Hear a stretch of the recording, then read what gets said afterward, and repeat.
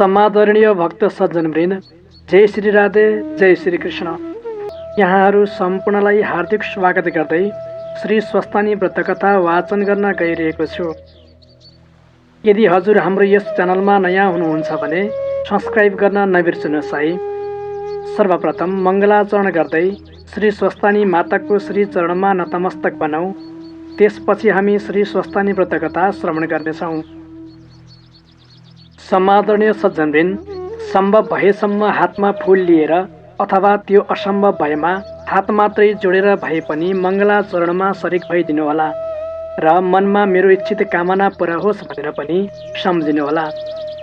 साथै अध्यायको समाप्त पर्यन्त एकचित्त भई श्रवण गर्नुहोला ताकि भगवती श्री स्वस्तानी माताको भक्तिमा लागेको हजुरको पवित्र मन अन्धकते नजाओस्। अथ मङ्गलाचरणम्।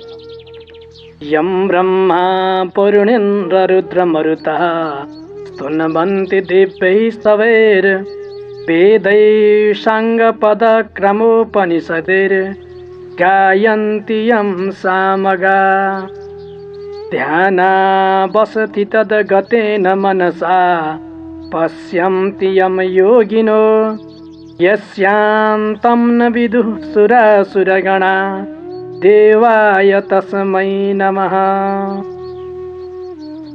श्रीमाच चन्दन चर्चितोज्ज्वलपपुः शुक्लाम्बरा मल्लिका मालालङ्कृतकुण्डला प्रविलसन् मुक्तावली शोभिता सर्वज्ञाननिदानपुस्तकधरा रुद्राक्षमालाकरा वाग्देवी वदनाम्बुजे वसतु मे त्रैलोक्यमाता चिरम्। मूकं करोति वाचालं पङ्गुं लङ्घयते गिरिं यत्कृपातमहं वन्दे परमानन्दशङ्करम्। नमो भगवते तस्मै व्यासायामिततेजसे यस्य प्रसादाद् वक्ष्यामि महादेवकथामिमाम्। नारायणं नमस्कृत्य नरं चैव नरोत्तमं देवीं सरस्वतीं व्यासं ततो जयमुदीरयेत्। स्वस्थानि जननि महेश्वरप्रिये हे सर्वभूतेश्वरी ज्योतिर्बिन्दुस्वरूपले गतिदिने हे सर्वशक्तिश्वरी यस्तो शक्ति ममादिनो हजुरले सत्कर्म के हो चिनो इच्छा पुष्प यिनै चढाउँछु मुमा वात्सल्य वर्षाउनु। इच्छा पुष्प यिनै चढाउँछु मुमा वात्सल्य वर्षाउनु। आदरणीय भक्त सज्जनवृन्द, अब हजुरहरूले लिनुभएको पुष्पाञ्जलीलाई पुस्तकमा चढाउनुहोस् र एकचित्त भई कथा सुन्न प्रारम्भ गर्नुहोस्। पहिलो अध्यायमा हामीले सृष्टि पालन र लयको विषयमा श्रवण गर्यौं। अब यो दोस्रो अध्यायमा हामीले महामाया भगवतीको उत्पत्ति, भगवान विष्णुद्वारा मधु कैटभ नाम गरेका दुई राक्षसको संहार, पृथ्वीको उत्पत्तिसँगै ब्रह्माजीले गर्नुभएको सृष्टिको विषयमा श्रवण गर्नेछौँ। जलमय संसारमा सृष्टिक्रम कसरी प्रारम्भ भयो त? आउनुहोस् श्रवण गरौँ श्री स्वस्तानी व्रतकथाको दोस्रो अध्याय। श्री स्वस्तानी देव्यै नमः। श्री गणेशाय नमः। अथ द्वितीयोऽध्यायः। कुमारजी आज्ञा गर्नुहुन्छ, हे अगस्त्य मुनि, त्यहाँ उपरान्त अघि यो संसार पद्मकल्पमा जलमय छँदा परब्रह्मका सङ्कल्पबाट उत्पन्न महाविष्णुका नाभिदेखि सहस्र दल कमल उत्पन्न भयो। त्यही कमलमा निर्गुण शिवका दायाँ पार्श्वबाट ब्रह्मा उत्पन्न हुनुभयो। ब्रह्माले विष्णुको नाभिमा उत्पन्न कमलमा बसी संसार सृष्टि गर्ने विचार गर्नुभयो। तर सबैतिर जल मात्र देखेपछि सृष्टिबारे केही मेसो देख्नु भएको थिएन। ठिक त्यसै बखतमा विष्णुका काने कुचीदेखि मधु र कैटभ नाम गरेका दुई दैत्य उत्पन्न भए। ती दुवै दैत्य अत्यन्तै बलशाली थिए। मधु र कैटभले कहाँ के छ भनी जलमय संसारमा भ्रमण गर्दा कमलको डाँठ देखे अनि त्यही कमलको फुलमा बसेका ब्रह्मालाई पनि देखे। त्यो देखेर ब्रह्मालाई खसाल्नका लागि ती दुवै दैत्यहरू उद्यत हुन्छन्। तब ब्रह्मा डराएर योगमाया भगवतीको आराधना गर्नुभयो। ब्रह्माजीको आराधनाले महामाया उमादेवी प्रकट हुनुभयो। योगमाया भगवती प्रकट भएपछि ब्रह्माले बिन्ती गर्नुभयो, हे ईश्वरी, हजुरलाई कोटि कोटि नमस्कार छ। विष्णुलाई जागा गराइदिनुहोस्। मलाई 2 जना दानवले ज्यादै दुःख दिए। ब्रह्माको यस्तो वचन सुनि योगमाया उमाले श्री विष्णुलाई जागा गराइदिनु भयो। श्री विष्णु जागा भई मधु र कैटवलाई देख्नुभयो। दैत्यहरूले पनि भगवान विष्णुलाई देखे। युद्ध गर्ने चाहनाले भरिएका ती बलशाली दैत्यहरू भगवान विष्णुसँग गर्जना गर्न थाल्दछन्। भगवान विष्णु र मधु कैटव बीच दिव्य 5000 वर्षसम्म भयङ्कर ठुलो युद्ध हुन्छ। मधु र कैटव दैत्य धेरै बलवान भएकोले भगवान विष्णुले पनि उनीहरूलाई जित्न सक्नु भएन। त्यसपछि भगवान विष्णुले साक्षात महामाया भगवतीको स्तुति गर्न थाल्नुभयो, जसबाट भगवती प्रसन्न भई दैत्यहरूको मनमा मोह ल्याइदिनु भयो। यो कुरा भगवान विष्णुलाई थाहा भयो र भन्नुभयो, हे दैत्य हो, तिमीहरू धेरै पराक्रमी रहेछौ। म प्रसन्न भएँ, वरदान माग। यसरी विष्णुले आज्ञा गर्दा मधु र कैटव दैत्यले अहङ्कार गरी भने, हे विष्णु, युद्धमा तिमीलाई हामीले जित्यौँ। अब तिमीले के वरदान देऊला? युद्धमा जसले हार्छ बरु त्यसले जित्नेसँग वर माग्दछ। त्यस कारण तिम्रो इच्छा भएको वर तिमीले हामीसँग माग।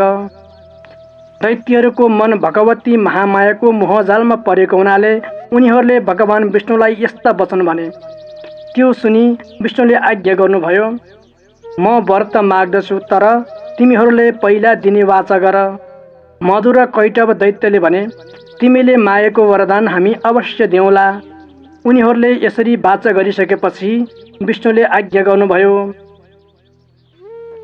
हे दैत्य हो, अरू थोक के वर मागौँ? तिमी दुवैलाई म मार्न सकूँ, मेरो हातबाट तिमीहरूको मृत्यु होस्। यस्तो विष्णुको वचन सुनि मधु र कैटव दैत्यले भने, हे विष्णु, तिमीले कपट गरी हामीसँग वर माग्यौ, तापनि हामीले वाचा गरिसकेका हुनाले त्यो वर दिन्छौँ, तर तिमीले हाम्रो शर्त मान्नुपर्ने हुन्छ। तिमीले हामीलाई जल नभएका ठाउँमा मात्र मार्न पाउनेछौ। यति दैत्यले भनेको सुनि विष्णुले चारैतिर पानी भएकोले ती दुवै दैत्यलाई आफ्नै काखमा राखेर सजिलैसँग मारिदिनु भयो। तिनी दैत्यहरूबाट शीतकालमा चिसोले पानी जमेझैँ गरी समुद्रको जलमा पृथ्वी उत्पन्न भइन्। हाड र नसाले पर्वत र पत्थर भयो। त्योदेखि ब्रह्माले अब संसार सृष्टि गरौँ भनी विचार गर्नुभयो। संसार सृष्टि गर्न लाग्दा उहाँले भगवान महादेवको आराधना गर्नुभयो। महादेवबाट आज्ञा भयो, हे ब्रह्मा, तिमीले नारायणको आराधना गरी सृष्टिको काम प्रारम्भ गर। ब्रह्माजीले भगवान विष्णुकै आज्ञाले 14 भुवन सृष्टि गर्नुभयो। ब्रह्माले कुन कुन भुवन सृष्टि गर्नुभयो भने, हे अगस्त्य मुनि, भूलोक, भुवरलोक, सुरलोक, महरलोक, जनलोक, तपलोक, सत्यलोक गरी यी 7 लोक ब्रह्माबाट उत्पन्न भए। यसै गरी अतल, वितल, सुतल, तलातल, महातल, रसातल, पातल यी 7 गरी जम्मा 14 भुवन ब्रह्माबाट सृष्टि भए। फेरि ब्रह्माले सप्तद्वीप पनि सृष्टि गर्नुभयो। ती हुन् जम्बूद्वीप, प्लक्षद्वीप, सालमलीद्वीप, कुशद्वीप, क्रौञ्चद्वीप, सागरद्वीप र पुष्करद्वीप। फेरि ब्रह्माले 7 समुद्र पनि सृष्टि गर्नुभयो। ती हुन् क्षारोद समुद्र, इक्षुरसोद समुद्र, सुरोद समुद्र, घृतोद समुद्र, क्षीरोद समुद्र, दधिमण्डुद समुद्र र स्वादोदक समुद्र। पहिलो द्वीप जम्बूद्वीप हो। जम्बूद्वीप क्षीरोद समुद्रले बेष्टित छ। त्यहाँ अग्निन्द्र नामका राजाले राज्य गर्छन्। दोस्रो प्लक्षद्वीप हो। यो इक्षुरसोद समुद्रले बेष्टित छ। त्यहाँ इदमजिह्वा नाम गरेका राजाले राज्य गर्छन्। तेस्रो सालमली द्वीप हो, जो सुरोद समुद्रले बेष्टित छ। त्यहाँ यज्ञबाहु नाम गरेका राजाले राज्य गर्छन्। चौथो कुशद्वीप हो, त्यो घृतोद समुद्रले बेष्टित छ। त्यहाँ हिरण्यरथ नाम भएका राजाले राज्य गर्छन्। यस्तै गरी पाँचौं क्रुञ्चद्वीप हो, त्यो क्षीरोद समुद्रले बेष्टित छ। त्यहाँ धृतपृष्ठ नाम गरेका राजाले राज्य गर्छन्। छैटौं सागरद्वीप हो, जो दधिमण्डुद समुद्रले बेष्टित छ। त्यहाँ मेधातिथि नाम गरेका राजाले राज्य गर्छन्। हे अगस्त्य मुनि, जम्बूद्वीपको विस्तार लक्ष्य योजनको छ। यो कमलगट्टा जस्तो गोलो भई यसमा 9,000 योजन विस्तारका 9 खण्डहरू पनि छन्। यस्ता तरहको पृथ्वी सृष्टि गरी ब्रह्माले अष्ट पर्वत पनि सृष्टि गर्नुभयो। ती हुन् सुमेरु पर्वत, गन्धमादन पर्वत, कैलाश पर्वत, हिमालय पर्वत, त्रिकुट पर्वत, चित्रकूट पर्वत, चन्द्रकूट पर्वत र चन्द्रावत पर्वत। हे अगस्त्य मुनि, अब यसपछि ब्रह्माजीले प्राणीहरूको सृष्टि गरौँ भनी श्री महादेवको समीपमा दिव्य 12,000 वर्षसम्म अति कष्ट गरी तपस्या गर्नुभयो। ब्रह्माको तपस्यादेखि महादेव प्रसन्न भई दर्शन दिनुभयो। महादेवले आज्ञा गर्नुभयो, हे ब्रह्मा, तिम्रो भक्तिदेखि म सन्तुष्ट भएँ, वर माग।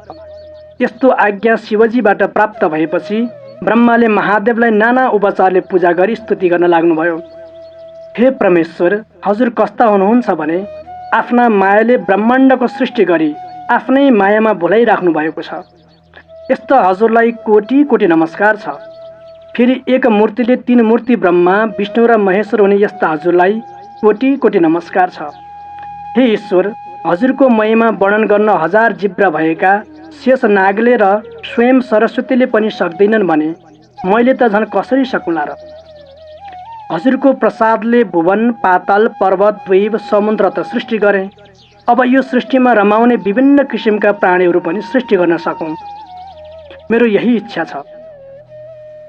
ब्रह्माको यस्तो बिन्ती सुनेर महादेवले आज्ञा गर्नुभयो, हे सुरश्रेष्ठ, सृष्टिकर्ता भएका तिमीले प्राणीहरूको पनि सृष्टि गर्न सक्नेछौ। यसपछि ब्रह्माजी मनभित्रैबाट हर्षित भई श्री महादेवलाई साष्टाङ्ग प्रणाम गरी सृष्टि गर्न भनी सुमेरु पर्वततिर जानुभयो। सृष्टिको क्रममा ब्रह्माजीले सबैभन्दा पहिले शिवलोक, विष्णुलोक, ब्रह्मलोक, उमालोक, स्कन्दलोक लगायत स्वर्ग आदि नाना लोकहरूको सृष्टि गर्नुभयो। फेरि सुमेरु पर्वतको पूर्व दिशामा अमरावती सृष्टि गरी आग्नेय कोणमा शुद्धावती सृष्टि गर्नुभयो। दक्षिण दिशामा यमपुरी सृष्टि गरी नैऋत्य कोणमा कृष्णावती पनि सृष्टि गर्नुभयो। पश्चिम दिशामा श्रद्धावती सृष्टि गरी वायव्य कोणमा गन्धावती पनि सृष्टि गर्नुभयो। उत्तर दिशामा अलकापुरी सृष्टि गरी ईशान कोणमा यशोमतीको पनि सृष्टि गर्नुभयो। यसरी सृष्टि गरिसकेर स्थावर जङ्गम अर्थात् 84 लाख प्रकारका जीव जन्तु लगायत सबै मानिसहरूको पनि सृष्टि गर्नुभयो। सर्वप्रथम कश्यप आदि 100 ऋषि मनले चिताउँदैमा सृष्टि भए। अगस्त्य मुनि भन्नुहुन्छ, हे स्कन्द कुमार, तपाईँका वचनरूपी अमृतको रस मेरा कानरूपी जिब्राले बारम्बार पिउन चाहिरहन्छ। अब देवता, दैत्य, मनुष्य कस्ता प्रकारले सृष्टि भए त्यो सुन्न साह्रै इच्छा छ, आज्ञा गर्नुहोस्। यसरी अगस्त्य मुनिले भनेको वचन सुनि कुमारजी आज्ञा गर्नुहुन्छ, हे अगस्त्य मुनि, कश्यप ऋषिका अदिति, दिति, दनु, कारा, घोरा, सिंहिका, क्रोधा, प्रादा, बलिष्ठा, विनता, कपिला, कत्रु र मनु गरी जम्मा 13 जना पत्नीहरू थिए। दितिका गर्भदेखि हिरण्यकश्यप आदि दैत्यहरू जन्मे। अदितिका गर्भदेखि चन्द्र, सूर्य, इन्द्र आदि नाम भएका 33 कोटी देवता जन्मे। त्यस्तै दनुका गर्भदेखि दानवहरू जन्मे। कारा घोराका गर्भदेखि गन्धर्वहरू जन्मे। सिंहिका गर्भदेखि राहु जन्मे। क्रोधाको गर्भदेखि क्रोध जन्मे। प्रादाका गर्भदेखि रम्भा, तिलोत्तमा, उर्वशी आदि अप्सराहरूको जन्म भयो। मनुका गर्भदेखि ब्राह्मण, क्षेत्री, वैश्य, शूद्र, चाण्डाल, अन्त्यज, म्लेच्छका साथै यमनहरूको पनि जन्म भयो। बलिष्ठा र विनताका गर्भदेखि अरुण, गरुण, साम्पति, मयूर, कोकिल, चखेवा आदि पक्षीहरूको जन्म भयो। कपिलाका गर्भदेखि कामधेनु गाई, सिंह, शार्दूल, बाघ, हात्ती, घोडा, मृग, जरायो, गैँडा, खरायो आदि पशुहरू जन्मे। त्यस्तै गरी कद्रुका गर्भदेखि शेषनाग, अनन्तनाग, वासुकीनाग, कर्कोटकनाग, महापद्मनाग, पुलिकनाग, तक्षकनाग, शङ्खनाग गरी अष्टनागहरूको जन्म भयो। हे अगस्त्य मुनि, यस्ता तरहले देवता, ऋषि, यक्ष, गन्धर्व, किन्नर, राक्षस, अप्सरा, नाग, मनुष्य, पशु, पक्षी सृष्टि भएको देखि ब्रह्माले यिनीहरूलाई आहार पनि सृष्टि गरौँ भनी धान, जौ, तिल आदि नाना अन्न सृष्टि गर्नुभयो। हे अगस्त्य मुनि, यो संक्षेपले सृष्टिक्रम बताए।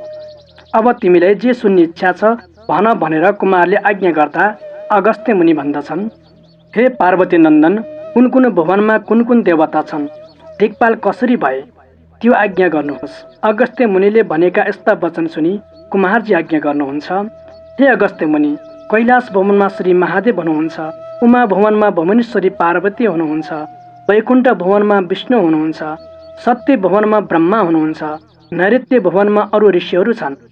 यति भुवनको कुरा बताएँ। अब दिक्पाल कसरी भए त्यो पनि बताउँछु। कश्यप ऋषिका पुत्र इन्द्रले हिमालय पर्वतमा गई धेरै कालसम्म तपस्या गरे। श्री महादेवलाई सन्तोष भई वरदान दिनुभयो र आज्ञा गर्नुभयो, हे इन्द्र, तिम्रो भक्तिदेखि म प्रसन्न भएँ। अब म तिमीलाई वरदान दिन्छु, तिमी पूर्व दिशाको दिक्पाल भयौ भनी अमरावतीको अधिपति बनाई पठाउनु भयो। फेरि अर्का तपस्वीले त्यसै गरी तपस्या गरे। महादेव प्रसन्न भई यमराज भनी नाम राखी दक्षिण दिशाको दिक्पाल भयौ भनी यमपरीको स्वामी बनाइदिनु भयो। फेरि एउटाले गई त्यसै गरी तपस्या गरे। महादेव प्रसन्न भई नैऋति भनी नाउँ राखी नैऋत्य कोणको दिक्पाल भयो भनी कृष्णावतीको स्वामी बनाई पठाइदिनु भयो। यस्तै गरी फेरि अर्कोले गई त्यसै गरी तपस्या गरे। महादेव सन्तोष भई वरुण भनी नाम राखी पश्चिम दिशाको दिक्पाल भयो भनी श्रद्धावतीको स्वामी गराई पठाइदिनु भयो। फेरि 49 वायुले गई त्यसै गरी तपस्या गरे। महादेवले प्रसन्न भई वरदान ल्याऊ भनी आज्ञा गर्दा 49 वायुले हामी 49 जना एक हुन सकौँ र हामीलाई कोही नदेखुन्, शब्द मात्र सुनुन्, बलमा पनि कसैले जित्न नपाउन् भनेर वर मागे। महादेवले तथास्तु भनी वरदान दिई वायु भनी नाम राखी वायव्य कोणको अधिपति बनाई पठाइदिनु भयो। फेरि एउटाले गई त्यसै गरी तपस्या गरे। महादेव सन्तुष्ट भई कुबेर भनी नाम राखी उत्तर दिशाको दिक्पाल भयो भनी अलकापुरीको स्वामी बनाई पठाइदिनु भयो। फेरि एउटाले गई त्यसै गरी तपस्या गर्दा महादेव प्रसन्न भई विश्वका भनी नाम राखी ईशान कोणको दिक्पाल भयो भनी यशोमतीको स्वामी बनाई पठाइदिनु भयो। हे अगस्त्य मुनि, यति दिक्पालहरू उत्पत्ति भएको कुरा बताएँ। अब महादेवकी आदि शक्ति सत्यदेवीको देहत्याग गर्दा उत्पात भएको कुरा पनि बताउँछु, राम्रोसँग सुन। यस प्रकारले कुमारजीले आज्ञा गर्दा अगस्त्य मुनि भन्नुहुन्छ, हे कुमारजी, सत्यदेवीलाई महादेवले कसरी विवाह गर्नुभयो, साथै कसरी उहाँले देहत्याग गर्नुभयो, के उत्पात भयो, त्यो सबै आज्ञा गर्नुहोस्। श्री स्कन्द पुराणे केदारखण्डे माघ महात्म्ये कुमार अगस्त्य संवादे श्री स्वस्तानि व्रत कथायां दिक्पाल वर्णनम नाम द्वितीयोऽध्याय सम्पूर्णम्। श्री उमा महेश्वराभ्यां नमः।